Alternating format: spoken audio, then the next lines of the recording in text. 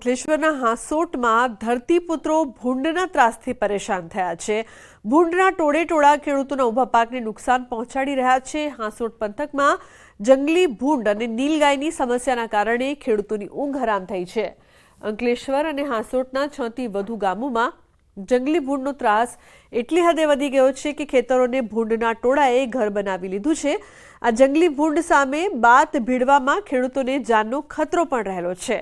આ સમસ્યાના ઉકેલ માટે સરકાર દ્વારા ખેડૂતોને કાંટાળી વાડ અને ઝાટકા મશીનની સહાય કરવામાં આવી હતી, પરંતુ ઝાટકા મશીનની પણ આ ભૂંડ પર કોઈ અસર નથી થતી।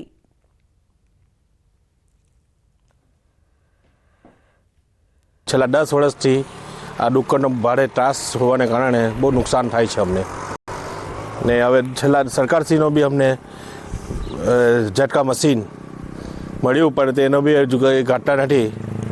એ લોકો જૂનમાં આવે છે એટલા માટે એ પણ નથી સક્સેસ। ઘણા વર્ષથી શેરડીની ખેતી કરું છું।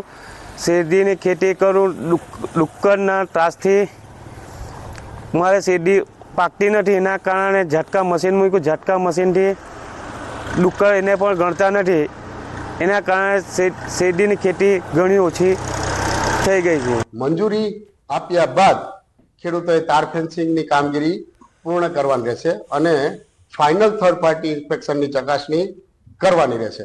આખરી જે કંઈ ચૂકવણું આપણે કરવામાં આવે છે એ થર્ડ પાર્ટી ઇન્સ્પેક્શન રિપોર્ટના આધારે કરવાનું રહેશે। તો ઉના શહેરની ગલીઓમાં સિંહણના આટાફેરા। જશરાજ ટાઉનશીપમાં સિંહણના આટાફેરા। રાત્રિ દરમિયાન સિંહણે સોસાયટીમાં લટાર મારી। સિંહણના આટાફેરાથી લોકોમાં ફફડાટ ફેલાયો।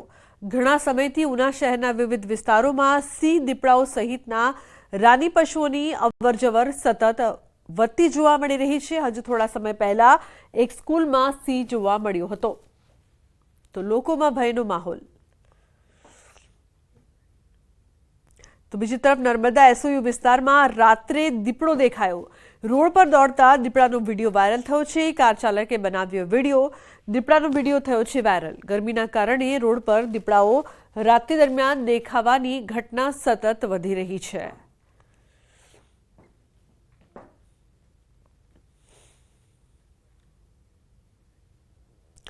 નર્મદા જિલ્લામાં એકતાનગર ખાતે આવેલા સરદાર પટેલ ઝૂઓલોજી પાર્ક જંગલ સફારીમાં પ્રવાસીઓનો જમાવડો જોવા મળી રહ્યો છે। હાલમાં નર્મદા જિલ્લાનું તાપમાન 35 થી 40 ડિગ્રી છે, પરંતુ પ્રવાસીઓ આટલી ગરમીમાં પણ અહીંનો આનંદ લઈ રહ્યા છે।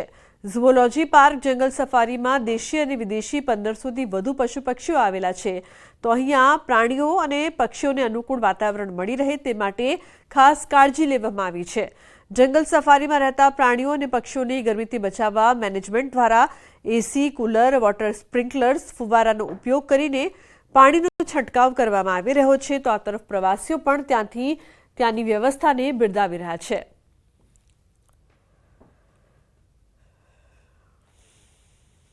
वेदर कंड्यूसिव, मतलब वेदर के हिसाब से जानवरों को ज़्यादा गर्मी ना लगे उसके लिए उनको पुआल बिछाया गया है, स्प्रिंकलर्स लगाए गए हैं।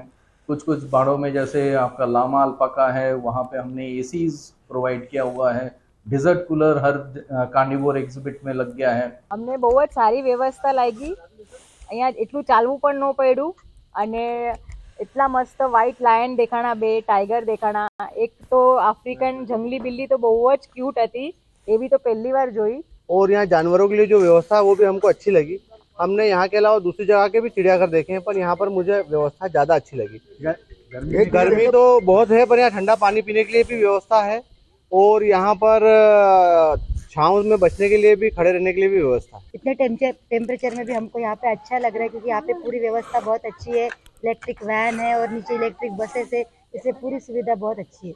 यहाँ पे जो हमने जो पक्षियों का देखे ना, वहाँ पे हर पक्षी के लिए पानी की व्यवस्था की है, उनके खाने की व्यवस्था की है। केवड़िया કોલોની ખાતે સ્ટેચ્યુ ઓફ યુનિટી બન્યા બાદ અનેક પ્રોજેક્ટ આવ્યા, જેમાં સૌથી જો પ્રવાસીઓ માટે હોટ ફેવરિટ હોય તો જે છે જંગલ સફારી। આ જંગલ સફારી પાર્કમાં હાલ કહી શકાય કે દેશ અને વિદેશના જે પ્રાણીઓ છે જે લાવવામાં આવ્યા છે, જેને જોઈ પ્રવાસીઓ તો ખુશ થાય છે, પરંતુ સાથે સાથે હાલ ઉનાળો ચાલી રહ્યો છે। 44 થી 45 ડિગ્રી તાપમાનમાં આ ઉનાળામાં જે પ્રાણીઓ છે જેમને બચવા માટે સ્પેશિયલ ફુવારા પણ મૂકવા દેવામાં આવ્યા છે। પાણીનો છંટકાવ કરવામાં આવી રહ્યો છે.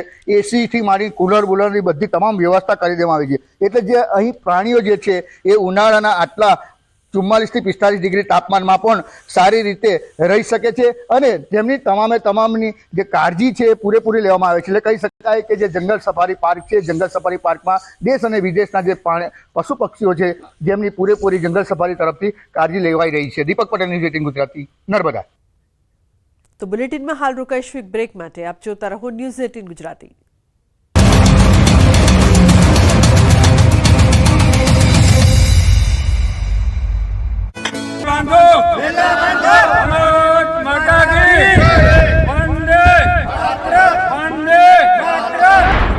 આ વિરોધ, આક્રોશ, નારેબાજીનું કારણ છે તંત્રની આળસ.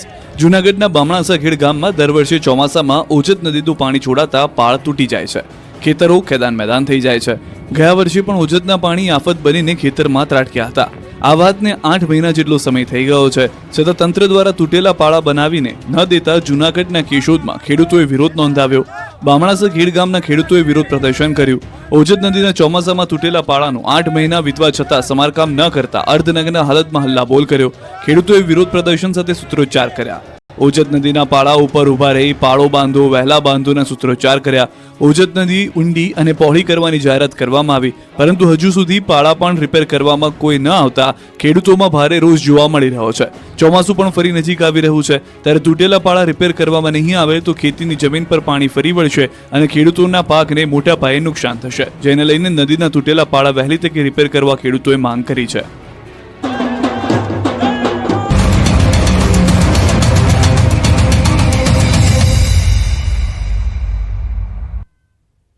Welcome back. સમાચારમાં આગળ વાત કરી જામનગરની, તો આજી નદીમાં વાહન ખાબક્યું. ડ્રાઈવરનો થયો આબાદ બચાવ. હાઈવે પર જતો બોલેરો પિકઅપ વાહન નદીમાં ખાબક્યું. મિનરલ પાણીની સપ્લાય માટે જતા અકસ્માત સર્જાયો.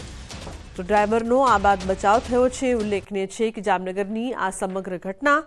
કિંજલ જોડાયા છે વધુ માહિતી માટે. કિંજલ, શું વધુ અપડેટ આ સમગ્ર મામલે? બિલકુલ લુબના, જે પ્રકારે વાત મળે, જામનગર જિલ્લાના ધ્રોળ પંથકમાં આવેલા લતીપુર ટંકારા જે રોડ છે, આ રોડ પર આજી નદીનો જે પુલ આવ્યો છે, આ પુલ પરથી પસાર થઈ રહેલો બોલેરો છે કે જે પાણીની મિનરલ પાણીની જે બોટલો છે એ ભરીને સપ્લાય કરવા માટે જતો હતો. તે દરમિયાન જ ડ્રાઈવરે છે તે સ્ટેરિંગ પરથી કાબુ ગુમાવ્યો હતો ને જે પિકઅપ વાહન છે તે નદીની અંદર ખાબક્યું હતું. જો કે આ સમગ્ર ઘટનાની અંદર ડ્રાઈવર છે તેનો આબાદ બચાવ થયો છે અને જે પ્રકારે આ સમગ્ર ઘટના છે એ ઘટનાના ફૂટેજ છે તે પણ સામે આવ્યા છે. હાલ જે પ્રકારે હાલ ડ્રાઈવરનો બચાવ થતા રાહતનો શ્વાસ લેવામાં આવ્યો છે. લુબના જી બિલકુલ કિંજલ, આભાર સમગ્ર માહિતી બદલ. તો બનાસકાંઠામાં કેનાલમાં પાણી બંધ થતા ખેડૂતોનો વિરોધ. કાંકરેજમાંથી પસાર થતી કેનાલમાં પાણીની માંગ. ખેડૂતોએ કેનાલ પહોંચીને વિરોધ નોંધાવ્યો. તો રાધનપુર ડિસ્ટ્રિક્ટ કેનાલમાં પાણી બંધ થતા ખેડૂતોનો વિરોધ. શિરવાડા, જાખેલ, વરસડા, રૂવેલ સહિતના મોટી સંખ્યામાં ખેડૂતો પહોંચ્યા કેનાલ પર. પાણી આપોના નારા સાથે ખેડૂતોએ નોંધાવ્યો વિરોધ. તો 15 દિવસ વધુ કેનાલ ચાલુ રાખવા કાંકરેજ પંથકના ખેડૂતો માંગ કરી રહ્યા છે.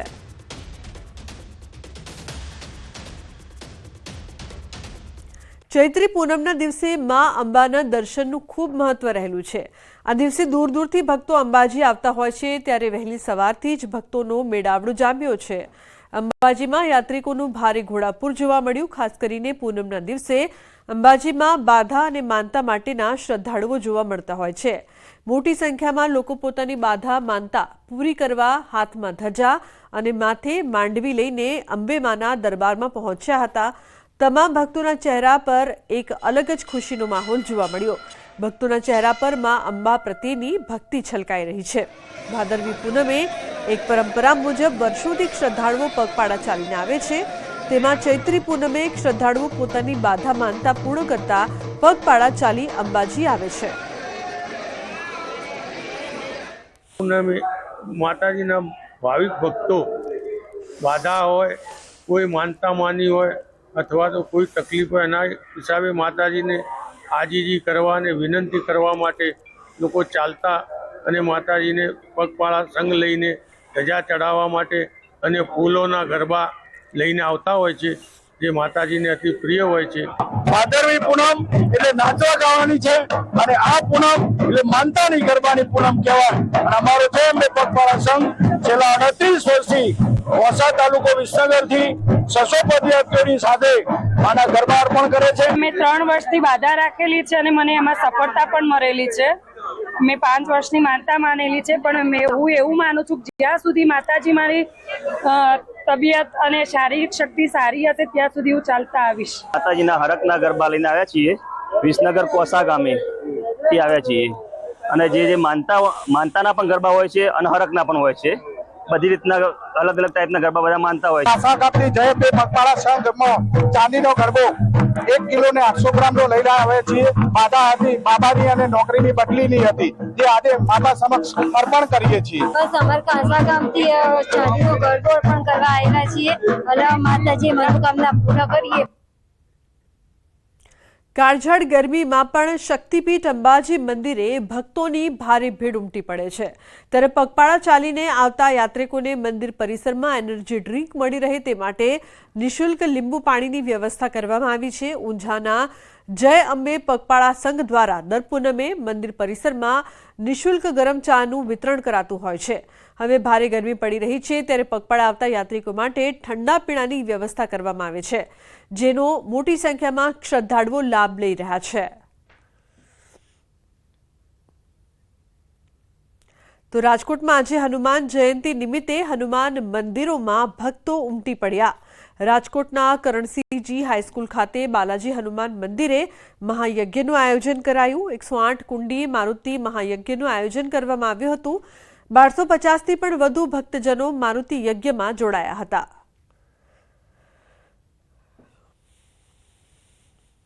તો આ તરફ સાળંગપુર ધામમાં હનુમાન જયંતિની ભવ્યાતિ ભવ્ય ઉજવણી થઈ રહી છે. હનુમાન ભક્તો પર 51,000 ફુગ્ગાનો વરસાદ, 250 કિલોની કેકનું કટિંગ. સાળંગપુરમાં હનુમાન જયંતિની આ રીતે ભક્તિભાવ અને હર્ષોલ્લાસ સાથે ઉજવણી કરાઈ. દાદાના ભક્તો પર 51,000 બલૂન ડ્રોપ વરસાવાયો. હનુમાન દાદાની જયંતિને લઈને સંતો દ્વારા 250 કિલોની કેકનું પણ કટિંગ કરાયું. તો ભક્તિમય માહોલમાં ભક્તો ડીજેના તાલે ઝૂમી ઉઠ્યા હતા. સમગ્ર મંદિર પરિસર કષ્ટભંજન દેવના જયકારાથી ગુંજી ઉઠ્યું હતું. હનુમાન જયંતિના દિવસે મંગળા આરતી, શણગાર આરતી કરવામાં આવી, જેમાં કષ્ટભંજન દેવ દાદાએ સુવર્ણ વાઘા ધારણ કરીને ભક્તોને દર્શન આપ્યા.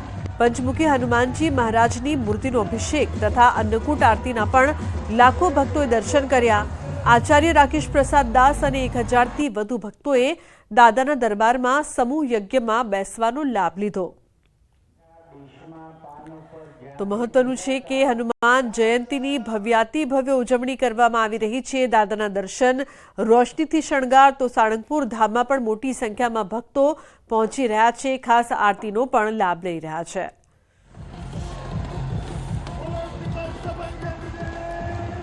હનુમાન જયંતિની ખૂબ શુભકામનાઓ પાઠવું છું. વ્યક્તિગત રીતે આજના દિવસે હું વર્ષોથી પૂજામાં બેસું છું. કાળી ચૌદસની 26 પૂજા કરી છે અને હનુમાન જયંતિની આ 15મી પૂજા છે. કુલ મળીને 41 પૂજામાં બેસવાનો મને લાભ મળ્યો છે. ભવ્યાતિ ભવ્ય, દિવ્યાતિ દિવ્ય, અલૌકિક હનુમાન જયંતિ મહામહોત્સવ ઉજવાણો. સવારમાં વહેલા 5 વાગે મંગળા આરતી, લાખો લોકોએ દર્શન કર્યા. ત્યાર પછી દાદાને સુંદર મજાના સુવર્ણ શણગાર ધરાવવામાં આવ્યા અને શણગાર આરતી કરવામાં આવી. શણગાર આરતી બાદ તરત જ દાદાના ચોકની અંદર જોરદાર ભવ્યાતિ ભવ્ય અને દિવ્યાતિ દિવ્ય આપણે હનુમાનજીને હેપી બર્થડે ટુ યુ કરવામાં આવ્યું. કેક કાપી હજારો ફુગાઓ દ્વારા લાખો ભક્તોએ આ દાદાને હેપી બર્થડે, જન્મ દિવસ મુબારક હો એવી દાદાને પ્રાર્થના કરી અને આશીર્વાદ લીધા. અહીંયા ગઈકાલથી સવારથી કાર્યક્રમો ચાલુ હતા. ષોડશોપચાર પૂજા, પછી બપોરે દાદાનો અન્નકોટ, પછી સાંજના જળયાત્રા, રાત્રિ પ્રોગ્રામ હતો અને આતશબાજીનો પ્રોગ્રામ હતો. સવારથી દાદાનું પૂજન ચાલુ છે. તો શિક્ષણ જગતના સિંહ ગણાતા રત્નસિંહ મહિડાના નામે મેમોરિયલ એવોર્ડ એનાયત કરવામાં આવ્યા. મુખ્યમંત્રી ભૂપેન્દ્ર પટેલના હસ્તે રાજપીપળા ખાતે રત્નસિંહ મહિડા મેમોરિયલ એવોર્ડ એનાયત કરવામાં આવ્યા. શિક્ષણ જગતમાં કરેલ સારી કામગીરી માટે એવોર્ડ આપવામાં આવે છે. આ વર્ષે બિરસા મુંડા ટ્રાઇબલ યુનિવર્સિટીના વાઇસ ચાન્સેલર મધુકર પાડવી અને પ્રોફેસર સંતુપતિ પ્રસન્નાનો સન્માનિત કરાયા. આ એવોર્ડનો વિચાર રત્નસિંહના પૌત્રી વિરાજબા મહિડાને આવ્યો અને તેમણે આની શરૂઆત કરી. આજે એવોર્ડ એનાયતના કાર્યક્રમમાં મુખ્યમંત્રીએ રત્નસિંહ મહિડાની શિક્ષણની સેવાને બિરદાવી. આ ઉપરાંત કાર્યક્રમમાં શ્રીકૃષ્ણનું પાત્ર ભજવનાર અભિનેતા નીતિશ ભારદ્વાજ પણ ઉપસ્થિત રહ્યા હતા. તો મહત્વનું છે કે ખાસ મુખ્યમંત્રી પણ આ કાર્યક્રમમાં હાજર રહ્યા હતા. એવોર્ડની જાહેરાત છે તે કરવામાં આવી હતી.